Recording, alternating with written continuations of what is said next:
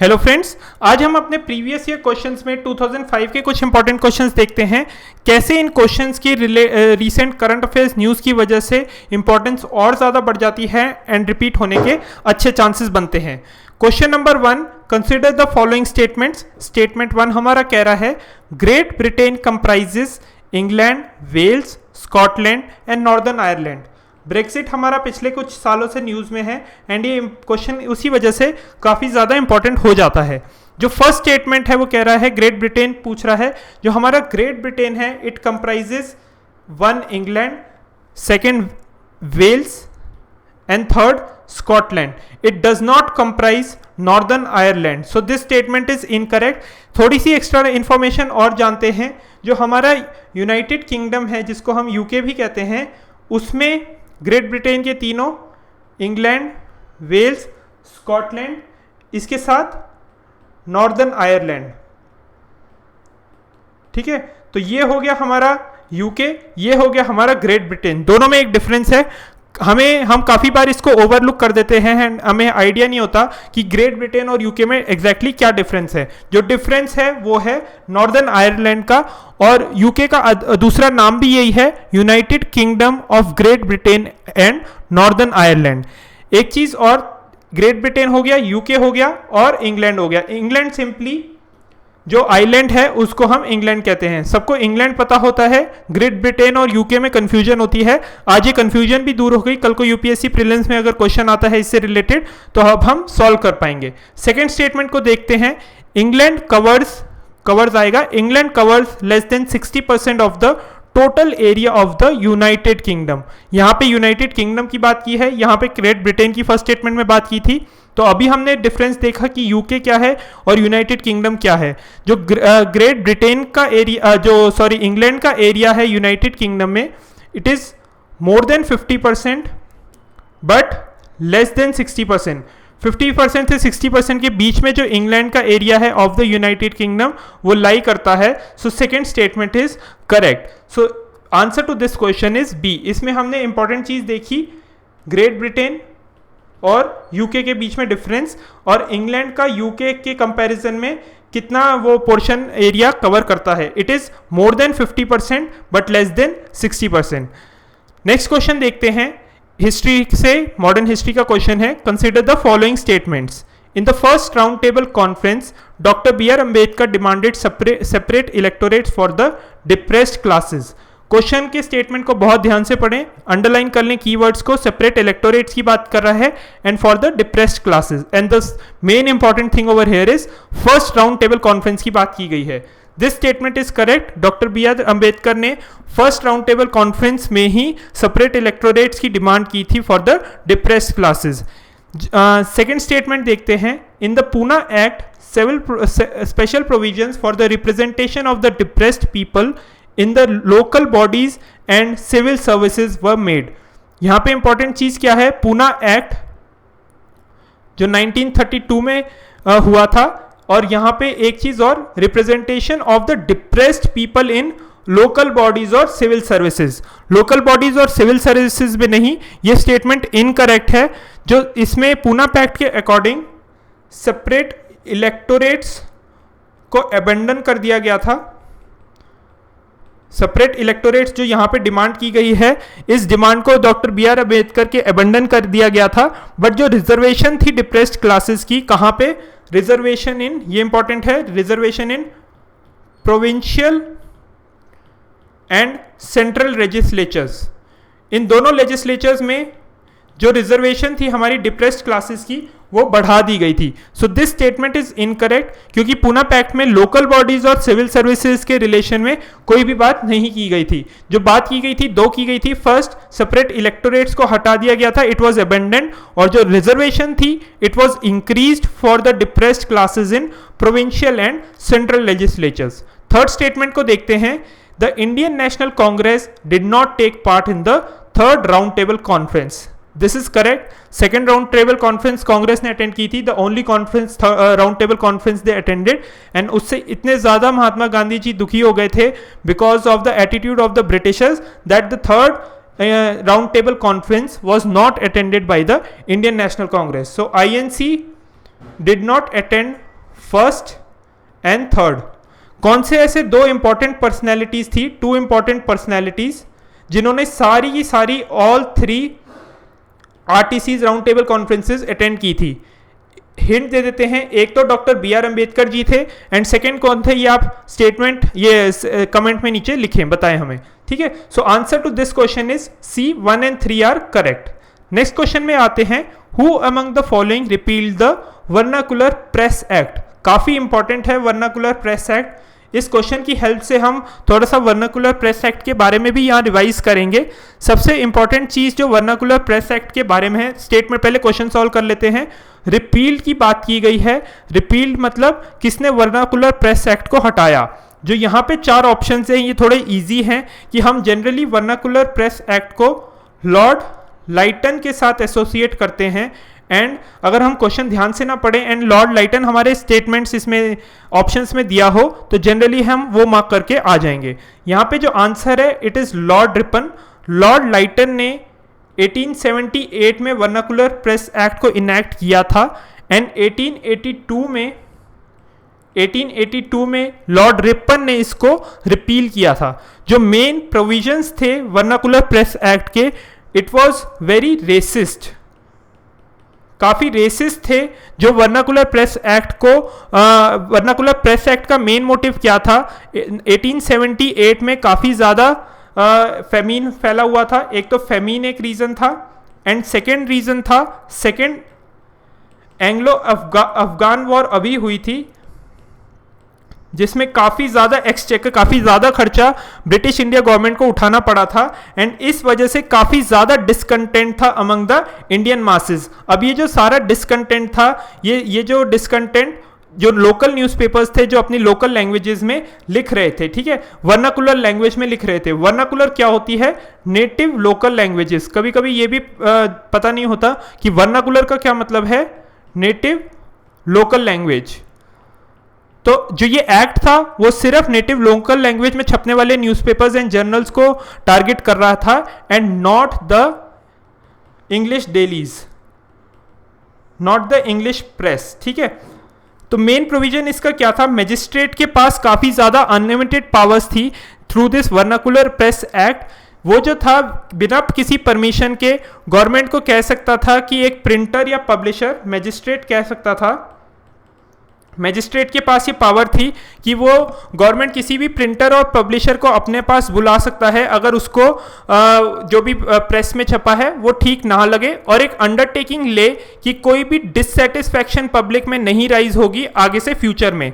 Also एक चीज़ जो important थी, मैजिस्ट्रेट के पास ये भी पावर्स थी कि वो एक सिक्योरिटी डिपॉजिट रख ले, सिक्योरिटी डिपॉजिट रख ले, एंड अगर वापस से वो चीज़ फिर से गवर्नमेंट को लगती है कि ये वापस से रिपीट हो रहा है या पब्लिक के फीलिंग्स अराउज हो रही है, तो वो सिक्योरिटी डिपॉजिट जो है वो उनके पास, ब्रिटिश इंडिया गवर्नमेंट के पास रख लिया जाता था, एंड वर्नाकुलर प्रेस को आगे से छापने की अनुमति नहीं दी जाती थी, ठीक है। तो ये था शॉर्ट में हमारा वर्नाकुलर प्रेस एक्ट। जो अनलिमिटेड पावर्स थी वो थी मैजिस्ट्रेट के पास, ठीक है। कल को अगर यहाँ पे मैजिस्ट्रेट की जगह वाइसरॉय आता है आपको स्टेटमेंट में दिया हुआ, या कोई और पर्सनैलिटी आती है, तो दैट इज इनकरेक्ट। जो अनलिमिटेड पावर्स थी वो लोकल मैजिस्ट्रेट्स को दी गई थी, सिक्योरिटी डिपॉजिट की भी, and to call upon the publisher and the printer कि वो एक ऐसा बॉन्ड साइन करें कि आगे से ऐसी कोई भी हरकत नहीं होगी जो ब्रिटिश इंडिया गवर्नमेंट के अगेंस्ट हो, ठीक है। So answer is Lord Ripon. Next question पे आते हैं, अगेन एक history related question. Ishwar Chandra Vidyasagar founded the Bethune School at Calcutta with the main aim of encouraging education for women. ये question थोड़ा सा समझने के लिए इंपॉर्टेंट है कि हमारे प्रीलिम्स में कैसे क्वेश्चंस आ सकते हैं एंड ऐसे क्वेश्चंस को कैसे टैकल किया जाए। हम अभी इस फर्स्ट स्टेटमेंट को छोड़ते हैं, बाद में देखते हैं कि फर्स्ट स्टेटमेंट क्यों छोड़ा है। सेकेंड स्टेटमेंट पे आते हैं, Bankim Chandra Chattopadhyay was the first graduate of the Calcutta university. ये स्टैटिक पोर्शंस है, दिस इज करेक्ट। 30 जनवरी 1858 को कैलकाटा यूनिवर्सिटी से Bankim Chandra Chattopadhyay became the first graduate, so this statement is correct. Third statement, Keshab Chandra Sen's campaign against sati led to the enactment of law to ban sati by the then governor general. This statement is incorrect. जो केशव चंद्र सेन थे, इनकी जगह राजा राम मोहन राय के help से सती ban की गई थी। ठीक है, विलियम बेंटिक थे वो गवर्नर जनरल उस टाइम पे।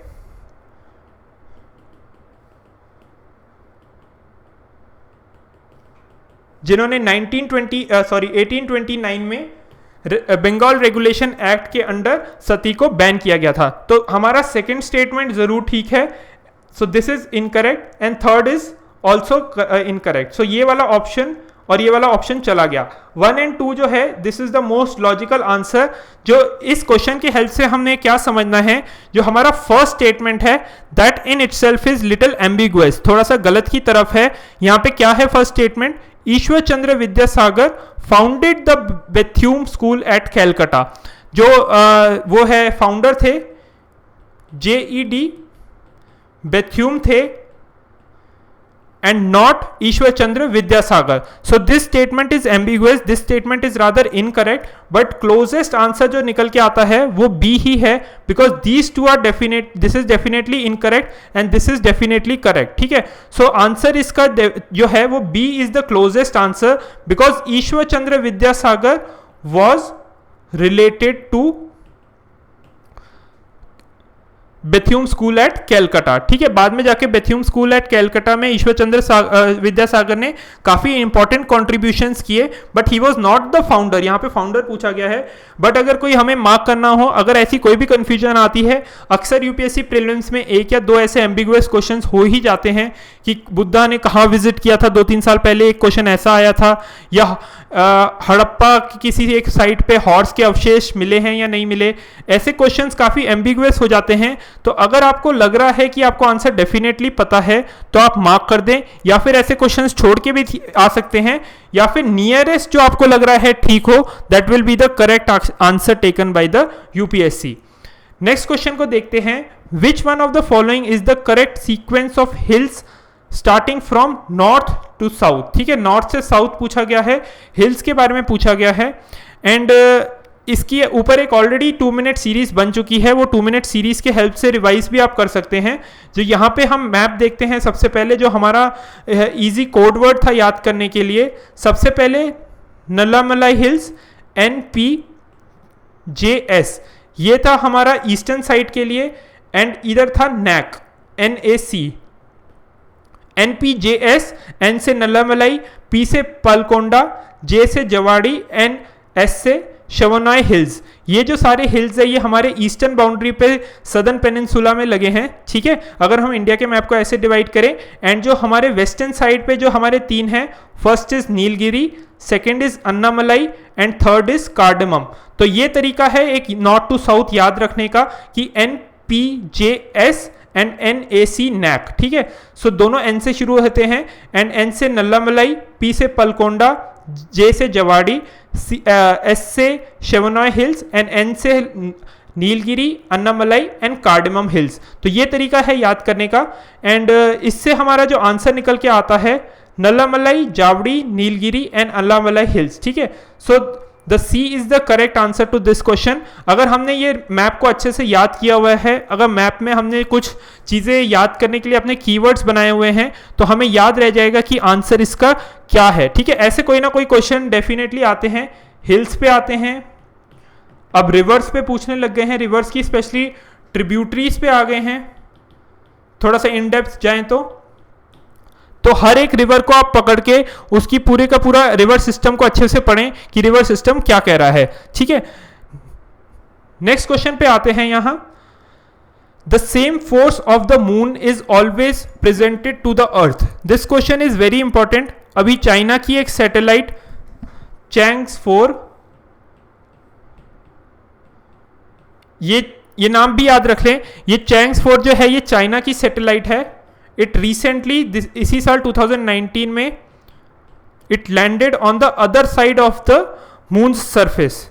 ठीक है, ये मून है, ये अर्थ है, अर्थ बड़ी मून थोड़ा सा छोटा, ये अर्थ है, ये मून है, एंड मून का एक ही पोर्शन अर्थ को दिखता है। ठीक है, अर्थ को सिर्फ एक ही पोर्शन, एक ही फेस हमारा मून का दिखता है। So the first statement assertion is correct. The same face of the moon is always presented to the earth. इसका रीजन क्या है? The moon rotates about its own axis in 27 days which is about the same time that it takes to orbit the earth. अब ये चीज important है, tidal interlocking भी कहते हैं इसको हम। टाइडल इंटरलॉकिंग की वजह से जैसे जैसे हमारा, एक तो है कि अर्थ हमारी रोटेट कर रही है, एक हमारा मून अर्थ के विद रिगार्डिंग रिवॉल्व कर रहा है, तो जैसे जैसे ये रिवॉल्व कर रहा है और जैसे जैसे ये मून रोटेट अपने एक्सिस पे कर रहा है, इन दोनों की स्पीड जो है सेम है, एंड ये जैसे जैसे जाता जाएगा, यहां पे एक एग्जांपल लेते हैं, जैसे जैसे ये इधर को गया तो इसने इधर को रोटेट किया और ये रिवॉल्व करके मून यहां से यहां पहुंच गया। अब जब ये मून का ये जो फेस है, ये आइडियली क्या होना चाहिए था? ये यहां आ जाना चाहिए था, बट ऐसा नहीं होता क्योंकि ये रिवोल्यूशन और रोटेशन मून का with respect to earth same है, तो ये चीज हमें हमेशा यहीं रहेगी एंड जो अर्थ को सेम फेस मून का दिखेगा। ठीक है, so both statements are correct और यही रीजन है टाइडल इंटरलॉकिंग। टाइडल इंटरलॉकिंग हमारे रीजन में समझाया गया है कि क्या टाइडल इंटरलॉकिंग होती है। इस टाइडल इंटरलॉकिंग की वजह से ही हमारा जो मून का एक ही फेस पूरे अर्थ को पूरे टाइम दिखता है। So A is the correct answer. assertion reason था that both A and R are individually true and R is the correct explanation of A. Next question पे आते हैं, which of the following statements is not correct. Not पूछा है, थोड़ा सा static related question है, हमें इससे काफी इंफॉर्मेशन मिलेगी। फर्स्ट स्टेटमेंट देखते हैं, there is no definition of scheduled tribe in the constitution of India.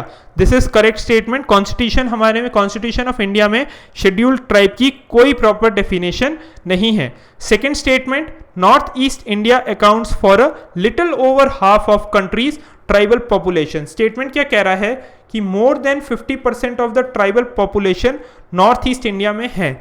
ये अगर हमें इसके बारे में नहीं पता, हमें अगर ट्राइबल पॉपुलेशन की स्प्रेड नहीं पता, तो हमें लगेगा yes this should be correct कि more than 50% of tribal population हमारे नॉर्थ ईस्ट इंडिया में ही होगी एंड हम इस स्टेटमेंट को सही मान लेंगे। But this statement is incorrect because जो टॉप 5 स्टेट्स हैं इंडिया के, इसको भी ध्यान से देख लें। ये सेंसस 2011 के अकॉर्डिंग टॉप 5 to 6 स्टेट्स आप देख लीजिए, Madhya Pradesh, Orissa, Maharashtra, Rajasthan and then Chhattisgarh. These 5 states plus Gujarat, ये सारे स्टेट्स मिलके more than 50% of the tribal population of India comprise करते हैं। ये जो टॉप 6 स्टेट्स हैं, इनको एक तो आप ऑर्डर में लगा लें, ऑर्डर सीख लें, मध्य प्रदेश, उड़ीसा, महाराष्ट्र, राजस्थान, छत्तीसगढ़, गुजरात, ये 6 स्टेट्स मिला के more than 50% of the tribal population बनाते हैं। एंड ये स्टेटमेंट हमारा जो सेकंड स्टेटमेंट है, this is incorrect and this is the answer to the question because not correct पूछा है। बाकी 2 स्टेटमेंट्स भी देख लेते हैं। Statement C, the people known as Todas. Todas जो है इसको याद कर लो, टोडास हमारे नीलगिरी एरिया में रहते हैं। And Lotha is a language spoken in Nagaland. This is also correct. These 2 statements are correct. So ये दोनों को याद कर ले कि टोडास क्या है, they are people who live in Nilgiri area, and Lotha क्या है, it is a language spoken in Nagaland. Next question पे आते हैं, who among the following was the chairman of the Union Constitution Committee of the Constituent Assembly?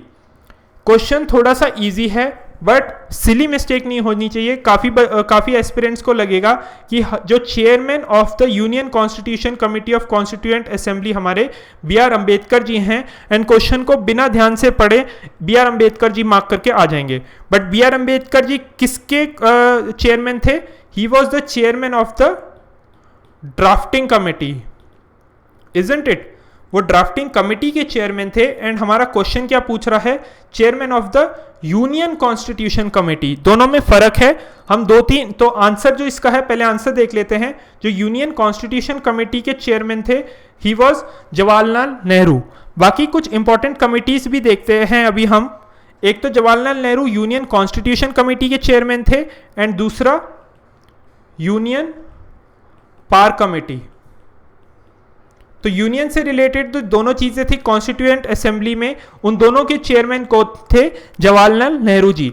Drafting committee के अभी हमने देखा कि बी आर अंबेडकर। फिर देखते हैं फ्लैग कमेटी। फ्लैग कमेटी के थे जे बी कृपलानी। ये इंपॉर्टेंट है, कल को मैच द फॉलोइंग में अगर कोई आ जाए या बाकी किसी के चेयरमैन पूछ ले तो आपको पता होना चाहिए, यहीं पे हम रिवाइज करेंगे इनको।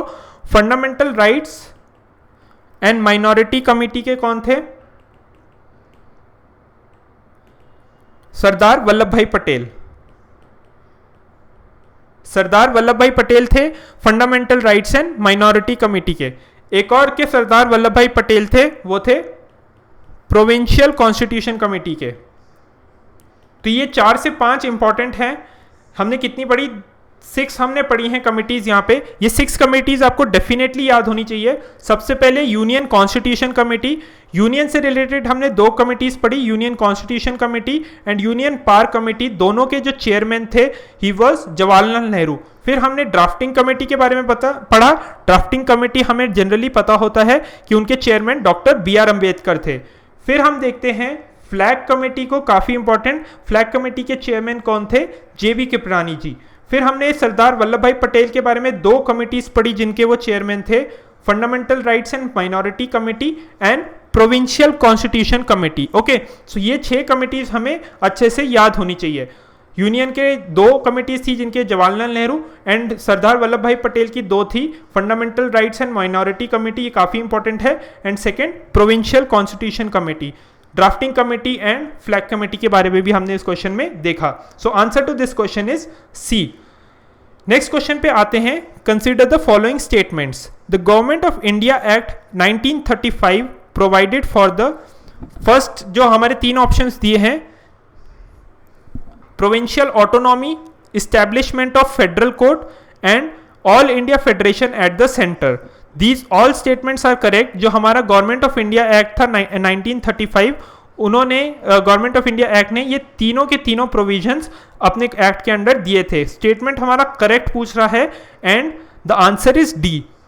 एक चीज इंपॉर्टेंट नीचे कमेंट सेक्शन में बताएं कि डायरकी कौन से एक्ट के अंडर इंट्रोड्यूस हुई थी and all India federation India में कब इस्टेब्लिश हुआ। क्या वो 1935 एक्ट के बाद इस्टेब्लिश हुआ था या नहीं हुआ था? क्योंकि स्टेटमेंट तो ठीक है कि 1935 act provided for all India federation at the centre, this statement is correct, but क्या ऑल इंडिया फेडरेशन आया 1935 में आया, 37 में आया, 40 में आया, क्रिप्स प्रपोजल के बाद आया, कब आया? तो ऑल इंडिया फेडरेशन के बारे में कमेंट करो और डायरकी कौन से एक्ट में इंट्रोड्यूस की गई थी ये भी बताएं, ठीक है। नेक्स्ट स्टेटमेंट देखते हैं, नेक्स्ट क्वेश्चन देखते हैं। Consider the following statements. Easy question है बट गलती होने के आसार यहाँ पे काफी ज्यादा हैं, स्पेशली फर्स्ट स्टेटमेंट में। The axis of the earth's magnetic field is inclined at the 23 degree to the geographic axis of the earth.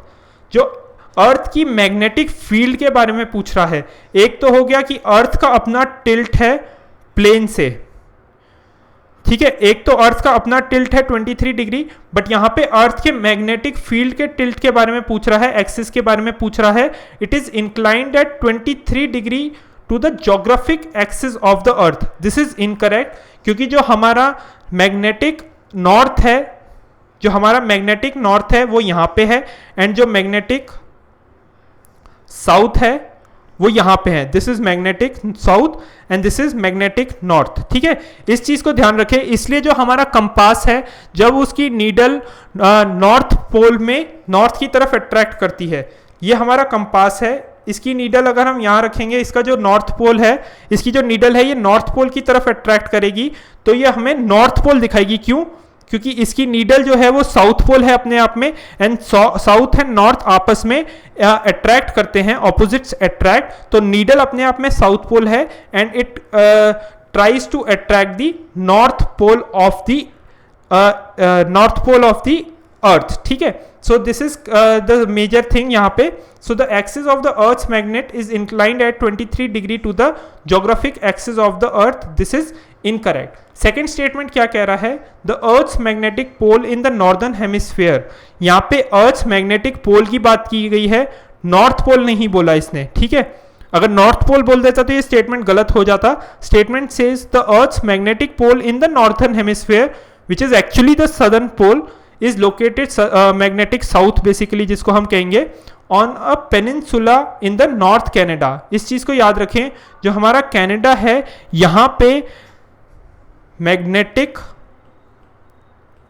South pole है. ठीक है, मैग्नेटिक साउथ जो है वो हमारा कैनेडा में लाई करता है.